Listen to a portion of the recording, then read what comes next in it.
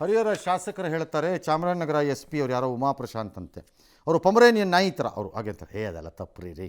ಥೋ, S P ಶಾಸಕರು ಬಂದರೆ ಮುಖ ತಿರುಗಿಸ್ಕೊಂಡು ಹೋಗ್ತಾರೆ. ಬಟ್ ದಾವಣಗೆರೆ ಎಸ್ ಪಿ ಅವರು ಸಂಸದರ ಕಾರ್ಯಕ್ರಮ ಅಥವಾ ಎಸ್ ಮಲ್ಲಿಕಾರ್ಜುನು ಅಥವಾ ಅವ್ರದ್ದು ಶಾಮನೂರು ಫ್ಯಾಮಿಲಿದು ಏನಾದ್ರು ಕಾರ್ಯಕ್ರಮ ಬಂದರೆ ಕಾಯ್ತಾ ನಿಂತಿರ್ತಾರೆ ಮೂರೊತ್ತುವೆ. ಡ್ಯಾಶು ಶಾಸಕರಿಗೊಂದು ಗೌರವ ಕೊಡಲ್ಲ. ಒಂಥರ ಪೊಲೀಸ್ ಇಲಾಖೆನೇ ಇಲ್ಲಿ ಪಮರೇನಿಯನ್ ನಾಯಿ ಟೈಪ್ ಆಗೋಗಿದೆ ದಾವಣಗೆರೆಯಲ್ಲಿ ಅಂತೆಲ್ಲ ಅವ್ರು ಬಾಯಿಗೆ ಬಂದಂಗೆ ಹೇಳಿದ್ದಾರೆ. ಪೊಲೀಸ್ನವ್ರು ಒಂದು ಸೈಡ್ ತೊಗೊಂಡಿರಬಹುದು, ನಿಮ್ಗೆ ಆಕ್ರೋಶ ಇರ್ಬೋದು. ಬಟ್ ಅದರ ಕಂಪ್ಯಾರಿಸನನ್ನು ಒಬ್ಬ ಹಿರಿಯ ಅಧಿಕಾರಿ ಆ ಜಿಲ್ಲೆಯಲ್ಲಿ ಅವ್ರನ್ನ ಆ ರೀತಿ ಮಾಡೋದು ಭಾಳ ಸೌಜನ್ಯದ ಅಥವಾ ಇದ್ರದ್ದು ಲಕ್ಷಣ ಅಲ್ಲ ಅದು. No, you can't. They are officers of a state. ಅವರು ನೀವು ಆ ರೆಸ್ಪೆಕ್ಟನ್ನು ಕೊಡಿ. ನೀವು ಕ್ರಿಟಿಸೈಸ್ ಮಾಡಿ. ಎಸ್ ಪಿ ಏಕಪಕ್ಷೀಯವಾಗಿ ಕೆಲಸ ಮಾಡ್ತಿದ್ದಾರೆ, ಎಸ್ ಪಿ ಕಾಂಗ್ರೆಸ್ ಏಜೆಂಟ್ನಂತೆ ವರ್ತಿಸ್ತಿದ್ದಾರೆ, ಎಸ್ ಪಿ ಮಾರ್ಕೊಂಬಿಟ್ಟಿದ್ದಾರೆ ಕಾಂಗ್ರೆಸ್ ಪಾರ್ಟಿಗೆ ಅವ್ರನ್ನವರೇ, ಏನು ಬೇಕಾದ್ರೂ ನೀವು ಆರೋಪಗಳು ಮಾಡಿ. ಈ ಕಂಪ್ಯಾರಿಸನ್ಸ್ ಎಲ್ಲ ಬ್ಯಾಡ್ ಇನ್ ಟೇಸ್ಟ್. ಮತ್ತು ನಿಮಗೆ ಯಾವ ಘನತೆ ಗೌರವನೂ ತಂದುಕೊಡಲ್ಲ. ಇದು ನೀವು ಅಂದ್ಕೊಂಡಿದ್ದರೆ ನಿಮ್ಮಂಥ ಮೂರ್ಖರು ಇನ್ನೊಬ್ಬರಿಲ್ಲ ಅಷ್ಟೇ. MLA ಎಸ್ ಕೆಐಎಡಿಬಿ ದೇವನಹಳ್ಳಿ ಭೂಸ್ವಾಧೀನ ವಿವಾದ ಮತ್ತೆ ಮುನ್ನೆಲೆಗೆ ಬಂದಿದೆ. ದೇವನಹಳ್ಳಿಯ ಚನ್ನರಾಯಪಟ್ಟಣ ಹೋಬಳಿಯ ಭೂಸ್ವಾಧೀನ ಪ್ರಕ್ರಿಯೆಗೆ ಮತ್ತೆ ಚಾಲನೆ ಕೊಟ್ಟಿದ್ದಾರೆ. ಸಿಎಂ ಹೇಳಿದ್ರು ಕೂಡ ಅಧಿಕಾರಿಗಳು ನೋಟಿಸ್ ಕೊಡ್ತಾ ಇದ್ದಾರೆ ಅಂತ ರೈತರ ಆಕ್ರೋಶ. ಆದರೆ ಹಳೆ ಅಧಿಸೂಚನೆಯಂತೆ ಸ್ವಾಧೀನಾಧಿಕಾರಿ ಸೂರಜ್ ನೋಟಿಸ್ ಕೊಟ್ಟಿದ್ದು ಸೆಪ್ಟೆಂಬರ್ 6ರಂದು ಭೂಮಿಯ ದರ ನಿಗದಿ ಸಭೆ ಕರೆದಿದ್ದಾರೆ. ಆದರೆ ಬಲವಂತವಾಗಿ ಯಾರಿಗೂ ಕೂಡ ಭೂಮಿ ಕೊಡಿ ಅಂತ ಕೇಳ್ತಿಲ್ಲ. ಕೆಲವರು ಇಷ್ಟಾನುಸಾರ ಕೊಡ್ತೀವಿ ಆಗೋದ್ಮೇಲೆ ಅದರ ಪ್ರಕ್ರಿಯೆನ ಮುಗಿಸೋದು ಬೇಡ ಅಂದರೆ ಅಧಿಸೂಚನೆ ಕೈ ಬಿಟ್ಟ ಆದೇಶವನ್ನು ಸರ್ಕಾರ ಹೊರಡಿಸ್ಬೇಕಾಗಿ ಬರುತ್ತೆ. ಅದು ದೊಡ್ಡ ಪ್ರಾಸೆಸ್ಸು. ಅದಕ್ಕೆ ಅವ್ರು ಏನು ಮಾಡಿರ್ತಾರೆ ಅಂದರೆ ಆ ಅಧಿಸೂಚನೆ ಪ್ರಕಾರದಲ್ಲಿ ನೋಟಿಸ್ ಕೊಡ್ತಾರೆ. ಬಂದಾಗ ಯಾರು ಬಿಟ್ಕೊಡ್ತೀವಿ ಆ ಕಾಂಪನ್ಸೇಷನ್ ದುಡ್ಡಿಗೆ ಅಂತಾರೋ ಅವ್ರದ್ದು ಇಸ್ಕೋತಾರೆ, ಇಲ್ದಿದ್ದವ್ರದ್ದು ಬೇಡ ಅಂತ ಬಿಡ್ತಾರೆ. ಬಲವಂತ ಇಲ್ಲ ಅಷ್ಟೇ.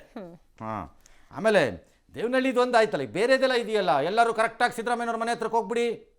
ಯಾಕೆ ಸರ್? ಯಾರ್ಯಾರು ಜಮೀನು ಇದಾಗ್ತಾ ಇದೆ, ಒಬ್ಬರು ಸಿದ್ದರಾಮಯ್ಯನವ್ರು ರೈತರ ಕೈ ಬಿಡಕ್ಕೆ ಸಾಧ್ಯನೇ ಇಲ್ಲ, ಬಿಡಲ್ಲ. ಅವರು ಎಲ್ಲ ಜಮೀನುಗಳನ್ನು ಬಿಟ್ಕೊಡ್ತಾರೆ. ಕೃಷಿ ಭೂಮಿನ ರೈತರಿಗೆ ಮೋಸ ಮಾಡಲ್ಲ, ಅವರು ಮಾಡಲ್ಲ ಅಂತ ಅವರೇ ಹೇಳ್ತಾರೆ ಬೇಕಾರೆ. ಆಯ್ತಲ್ಲ, ಹಾಗಾಗಿ ಎಲ್ಲ ಕರೆಕ್ಟಾಗಿ ಗುಂಪು ಕಟ್ಕೊಂಡು ಯಾರು ಒಬ್ಬೊಬ್ಬರನ್ನ ಕಟ್ಕೊಂಡು ಹೋಗಿ, ಜೊತೆಗೆ ಯಾರೋ ಒಬ್ಬರನ್ನ ಕಟ್ಕೊಂಡು ಹೋಗಿ. ಇಂಪಾರ್ಟೆಂಟ್. ಎಸ್. ಭಾರತದ ಮೊದಲ ಸ್ವದೇಶಿ ನಿರ್ಮಿತ ವಿಕ್ರಮ್ 32 ಬಿಟ್ ಪ್ರೊಸೆಸರ್ ಚಿಪ್ಪನ್ನು ಪ್ರಧಾನಿ ಇವತ್ತು ಮೋದಿಗೆ ಹಸ್ತಾಂತರಿಸಿದ್ದಾರೆ ಅದರ ಮಂತ್ರಿ ಅಶ್ವಿನಿ ವೈಷ್ಣವ್ ಅವರು. ಕ್ಲಿಕ್ ಆದರೆ ಗ್ರೇಟು. ಯಾಕಂದರೆ ಚಿಪ್ ಮ್ಯಾನುಫ್ಯಾಕ್ಚರಿಂಗ್ ಇಂಡಸ್ಟ್ರಿನಲ್ಲಿ ಭಾರತ ತನ್ನದೇ ಆದಂತಹ ಶಕ್ತಿಯನ್ನು ವೃದ್ಧಿ ಮಾಡ್ಕೊಳ್ಳೋಕ್ಕೆ ಸಾಧ್ಯ. ಆದರೆ ಆ ವಿಚಾರದಲ್ಲೂ ನಾವು ಇನ್ಯಾರ ಮೇಲೋ ಡಿಪೆಂಡ್ ಆಗೋದು. ತೈವಾನ್ ಮೇಲೆ, ಲಾರ್ಜ್ಲಿ ಯುನೈಟೆಡ್ ಸ್ಟೇಟ್ಸ್, ಚೈನಾ, ಇವ್ರ ಮೇಲೆಲ್ಲ ಡಿಪೆಂಡ್ ಆಗೋದು ತಪ್ಪತ್ತೆ. ಸೌತ್ ಕೊರಿಯಾ ಇವ್ರ ಮೇಲೆಲ್ಲ ಆಗೋದು ತಪ್ಪತ್ತೆ. ನಮಗೆ ತುಂಬ ಬೇಕು. ಹಾಗಾಗಿ ಆದರೆ ಸಂತೋಷ. ನೋಡೋಣ ಏನಾಗುತ್ತೆ. ಈ ಮಧ್ಯೆ ಟ್ರಂಪಿನ ಪೂರ್ಣ ಹುಚ್ಚ ಸಲಹೆಗಾರ ನವಾರೋ ಮೋದಿ ಶಿ ಮತ್ತು ಪುಟಿನ್ ಅಂತ ಸರ್ವಾಧಿಕಾರಿಗಳ ಜೊತೆ ನಿಂತಿದ್ದು ಶೇಮ್. ಕಷಡ ತಲೆಗೆ ಎಷ್ಟು ಅದು ಏನು ಸಗಣಿ ತುಂಬಿಕೊಡಿ. ನಿಮ್ಮ ದೇಶದಲ್ಲಿ ಸಗಣಿ ತುಂಬ್ಕೊಳ್ಳೋಕ್ಕೂ ಗೊತ್ತೋ ಇಲ್ವೋ ನಿನಗೆ? ನಾಳೆ ನಿಮ್ಮ ಅಧ್ಯಕ್ಷರು ಶೀನಾ ಮತ್ತು ಉತ್ತರ ಕೊರಿಯಾದ ಕಿಮ್ ಜಾಂಗ್ ಉನ್ನನ್ನು ಇಬ್ಬರನ್ನು ಭೇಟಿ ಮಾಡೋ ಚಾನ್ಸ್ ಇದೆ. ಅವತ್ತು ಇದೇ ಸೆಂಟೆನ್ಸನ್ನು ಬರೆದುಬಿಟ್ಟು ಮಕ್ಕಕ್ಕೋಗಿ ಅಂಟಿಸ್ಬೇಕು. ಅವತ್ತು ಶೇಮ್ ಅಂತ. ಎಸ್. ಅನೈತಿಕ ಸಂಬಂಧ ಹಾಗೂ ಅತ್ಯಾಚಾರ ಕೇಸ್ನಲ್ಲಿ ಅರೆಸ್ಟ್ ಆಗಿದ್ದ ಪಂಜಾಬ್ನ ಆಪ್ MLA ಹರ್ಮಿತ್ ಪಠಾಣ್ ಮಂಜ್ರಾ ಪೊಲೀಸರ ಮೇಲೆ ಗುಂಡಿನ ದಾಳಿ ಮಾಡಿ ಎಸ್ಕೇಪ್ ಆಗಿದ್ದಾರೆ. ರೇಪ್ ಕೇಸ್ನಲ್ಲಿ ಶಾಸಕ ಹರ್ಮಿತ್ರನ್ನ ಬೆಳಗ್ಗೆ ಕರ್ನಾಟಕ ಪೊಲೀಸರು ಬಂಧಿಸಿದ್ರು. ಪೊಲೀಸ್ ಠಾಣೆಗೆ ಕರೆದೊಯ್ಯೋ ಸಂದರ್ಭದಲ್ಲಿ ಗುಂಡು ಹಾರಿಸಿ ಎಸ್ಕೇಪ್ ಆಗಿಬಿಟ್ಟಿದ್ದಾರೆ. ನಂತರ ಫೇಸ್ಬುಕ್ನಲ್ಲಿ ಲೈವ್ ಬಂದು ಪಂಜಾಬ್ ಸರ್ಕಾರವನ್ನು ತೀವ್ರವಾಗಿ ಟೀಕಿಸಿ ದೆಹಲಿ ಮೂಲದ ಆಪ್ ನಾಯಕತ್ವವು ಪಂಜಾಬನ್ನ ಅಕ್ರಮವಾಗಿ ಆಳ್ತಾ ಇದೆ. ಅಕ್ರಮ ನೋಡೋಣ. ನೀನು ಶಾಸಕನಾಗಿ ಗುಂಡೋಡು ತಪ್ಪಿಸ್ಕೊಳ್ಳೋದು ಅಂದ್ರೆ ಏನೇ ಅರ್ಥ? ಮನ ಮರ್ಯಾದೆ ಇಲ್ಲ. ಸರ್ಕಾರಿ ಆಸ್ಪತ್ರೆಯಲ್ಲಿ ಬಂದ ಇಸ್ಕಾನ್ ಅವ್ರದ್ದು ಊಟ ಕೊಡ್ತಾರಂತೆ. ಯಾವ್ಯಾವುದು ಜಯನಗರ CV ರಾಮನ್ ಆಸ್ಪತ್ರೆ KC ಜನರಲಲ್ಲಿ ಎಕ್ಸ್ಪರಿಮೆಂಟು. 1,37,00,000 ಗುಂಡೂರಾವ್ ಅನೌನ್ಸ್ ಮಾಡಿದ್ದಾರೆ ಸಚಿವ. ಅಲ್ಲಿ ನೋಡೋಣ, ಒಳ್ಳೇದಾಗಲಿ ಎಲ್ಲರಿಗೂ, ಒಳ್ಳೆ ಊಟ ಸಿಕ್ಕರೆ ಸಂತೋಷ. ಬಟ್ ಒಂದು ಕಾಲದಲ್ಲಿ ಬಿಟ್ಟರು ರೈಲನ್ನು ಇಸ್ಕಾನ್ ಊಟದ ಮೇಲೆ. ಅದು ಅವರು ಬೆಳ್ಳುಳ್ಳಿ ಹಾಕಲು, ಅವರು ಈರುಳ್ಳಿ ಹಾಕಲು, ಅದನ್ನು ಊಟ ಕೊಡೋಕ್ಕಾಗಲ್ಲ ಅಂತ ಬರೀ ರೈಲು ಬಿಡ್ತಾ ಇದ್ರು ಎಲ್ಲರೂ. ಈಗ ಹೋಗಿ ದಡ್ಗ ಬಿದ್ದು ತಗೋತಾ ಇದ್ದಾರೆ. ಎಸ್. 2 ದಿನಗಳ ಮೈಸೂರು ಪ್ರವಾಸದಲ್ಲಿದ್ದ ರಾಷ್ಟ್ರಪತಿ ದ್ರೌಪದಿ ಮುರ್ಮು ಇಂದು ಮೈಸೂರು ಅರಮನೆ ವೀಕ್ಷಣೆ ಮಾಡಿದರು. ಮುರ್ಮು ಜೊತೆ ರಾಜ್ಯಪಾಲ ಗೆಹ್ಲೋಟ್ ಕೂಡ ಇದ್ರು.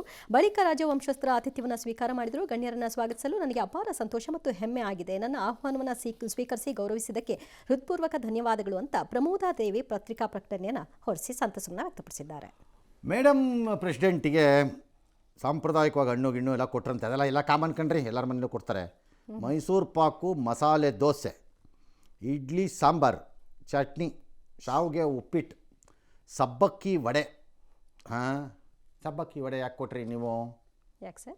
ಹಾಂ, ನಮ್ಮದು ಲೋಕಲ್ ವಡೆನೇ ಕೊಡಬೇಕಾಗಿತ್ತು. ಉದ್ದಿನ ವಡೆ. ಹಾಂ, ಗೋಧಿ ಬಾದಾಮ್ ಹಲ್ವಾ ಇದನ್ನೆಲ್ಲ ಕೊಟ್ರಂತೆ. ಎಲ್ಲ ಚೆನ್ನಾಗಿ ಅವರು ಚೆನ್ನಾಗಿದೆ ಅಂತ ತಿಂದಿರ್ತಾರೆ ಮೋಸ್ಟ್ಲಿ. ಆಮೇಲೆ ಫೋಟೋ ಗಿಟ ತೆಗ್ಸಿದ್ದಾರೆ. ಆಯಿತು, ಸಂತೋಷ, ಒಳ್ಳೆಯದಾಗಲಿ ಅಷ್ಟೇ.